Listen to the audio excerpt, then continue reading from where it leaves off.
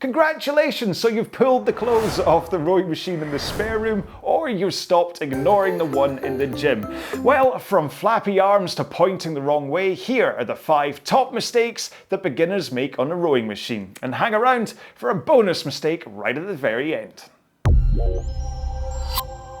Now, I often hear from people telling me that, oh, I don't row because it's boring. And the truth is, they make it boring for themselves. Often what they do is they climb onto the machine, and then for 10 minutes they row at the same easy pace, back and forth, not really changing any kind of intensity. And then at the end of the 10 minutes, they put the handle down and they wander on to the next piece of kit. So what I'm suggesting that they should do is to mix it up. Do short, fast rows along with those long, easy rows. Play the games on the monitor, listen to music, listen to a podcast, or watch a YouTube RowAlong video workout. They're all there as ways to make it slightly different each time you come back. This will all keep it different and interesting each time you sit down. And even when it comes to the rows, you can do that 10-minute nice, easy row, but the next day, break those 10 minutes into chunks. Do 30-second sprint followed by 30 seconds rest. And trust me, if you're going fast and hard enough in those 30-second sprints, you won't have time to get bored.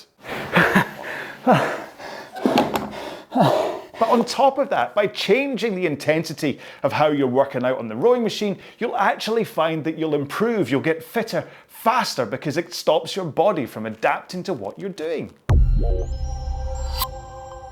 Okay, so you are holding on to a handle, so you'd be forgiven for thinking that you're meant to pull from the front of the stroke. But the truth is, you don't pull at the front, you pull at the back of the stroke. So when you're going through your sequencing, you push with your legs, you swing with your back, and then you pull in your arms. Now, you may have read somewhere that rowing is an all-over body workout, which it is if you do it properly. But if you miss out that push with the legs and the swing with the back, and you're only pulling with your arms, you are not getting an all-over body workout. Now, I do talk a lot about technique when it comes to my RowAlong workouts here on this channel, so do check some of them out. But if you want a standalone video where I go through each of the phases of the stroke, please check out this video, which I link to at the end of this video. If you keep an eye on the rowing machines in the gym for long enough, chances are you'll see somebody rowing like this. Handle comes up with the back, throws up over the knees, down in front, up over the knees, down in front. Okay? Which is frankly exhausting, to be honest. So what you're far better off doing is keeping the handle moving in as straight a line as possible. So as you come into the front of the machine, keep it out in front of you at a nice neutral height. And then as you drive through the stroke, keep it there and finish around sternum height at the back of the stroke. Don't flick the wrists down, don't dump the handle down into your lap, and don't finish with the handle up at your chin.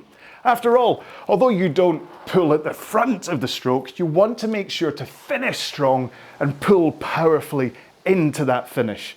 And once you're there, all you do is let the handle come away from you in the same straight line as before, and then bend your knees to recover into the front again.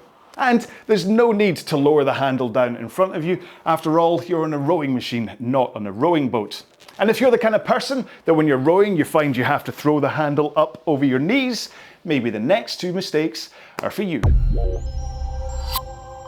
Sitting up tall isn't just for the classroom or the dinner table, it's also for the rowing machine, no matter what one you're using. Because if you have a slumped lower back with the tailbone tucked underneath you, you're cruising for a bruising. Because you can bruise your tailbone, you can hurt your lower back, and you can bruise your ego because it's harder to get the power into the machine. So far better than that slumped posture is to sit up on your sit bones up on the seat. Now, this already gives me a forwards tilt with my hips pointed forwards, ready for the front of the stroke.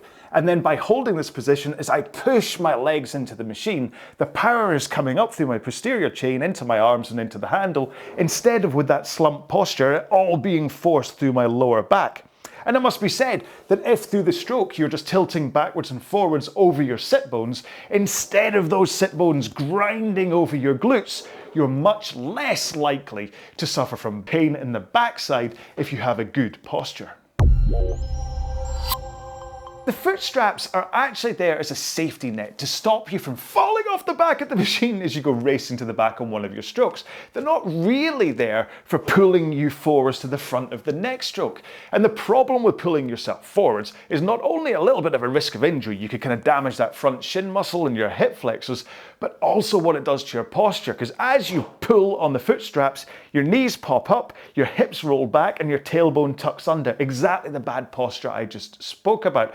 So far better is as you get to the back of the stroke, get your hands away and your body rocks forwards. And the momentum of doing that, of hands away and body rocks forwards, means that all you have to do is bend your knees and you'll effortlessly roll to the front of the machine without having to use the foot straps. Now, if you don't believe me, check this out.